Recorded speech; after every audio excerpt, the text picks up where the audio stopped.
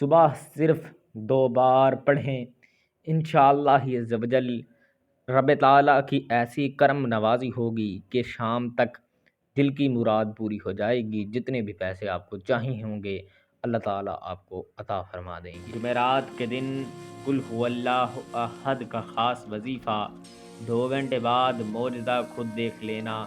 10 کروڑ بھی اللہ سے مانگو تو انشاءاللہ عز و جل اللہ کی ذات ضرور عطا فرمائے گی۔ کروڑوں نہیں اربوں ملیں گے۔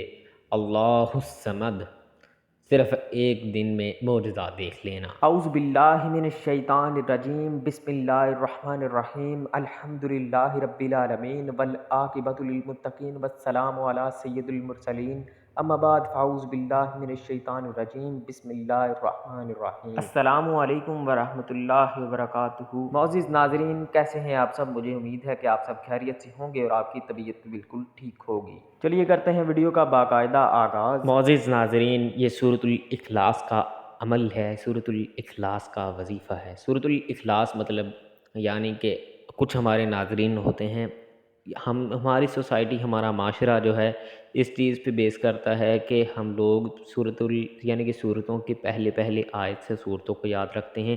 سامنے میں نے اس لیے جو ہے وہ ایک لفظ بھی لکھ دیا ہے تاکہ آپ کو اچھی طرح سے سمجھ آ سکے۔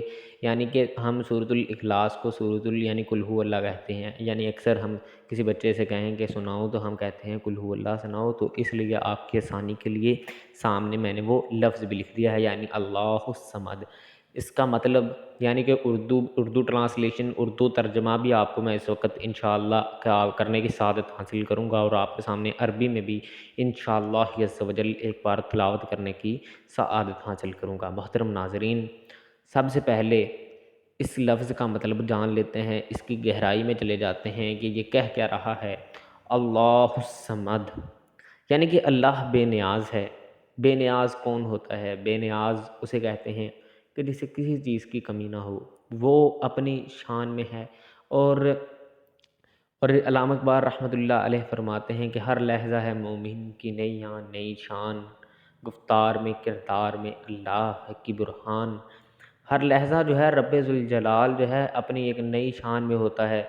رب ذوالجلال بہت ہی عظمتوں، بڑائیوں، کبریائی اور بزرگی کا مالک ہے، اور اگر ہم پرخلوص ہو کے اس سے دعا مانگیں گے تو انشاءاللہ عز و جل وہ ہماری دعا کو ضرور سنے گا۔ ہم جو ہے بہت بے صبری ہو کے ہم اللہ تعالیٰ سے دعا کرنا نعوذ باللہ چھوڑ دیتے ہیں، یعنی کہ مایوس ہو جاتے ہیں۔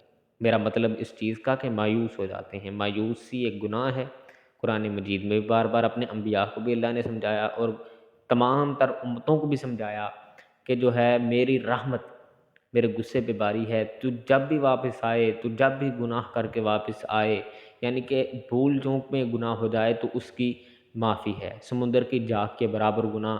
اور ہم نے بیشتر مسالے طریق سے، اسلامی طریق سے دیکھی ہیں کہ انسان نے اپنی آخری سٹیجز پر بھی معافی مانگی اور اللہ تعالیٰ نے معاف فرما دیا۔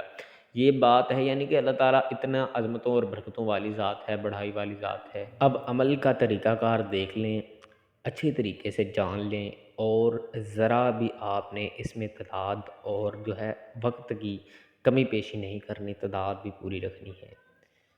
101 مرتبہ اللہ الصمد عصر اور عشاء کی نماز کے بعد، عصر یا عشاء کی نماز کے بعد 101 مرتبہ اللہ الصمد لازمی پڑھیں، بالیقین پڑھیں، یقین اور ایمان کے ساتھ پڑھیں، اور یقین اس طرح کا رکھیں کہ جس طرح یہ طرز کا، یعنی کہ وہ اللہ ہے، وہ ہر چیز پر قادر ہے، اور مسلمان کا ایمان ہونا چاہیے، مسلمان کا ایمان لازمی ہونا چاہیے اس چیز پہ کہ اللہ تعالیٰ ہر چیز پر قادر ہے، اور بے شک وہ ہے، وہ ہر چیز کر سکتا ہے، ہر چیز یعنی کہ اس کی پہنچ سے کوئی چیز باہر نہیں ہے، ہر چیز پر قدرت رکھتا ہے اور وہ ہر چیز کرنے پر قادر ہے۔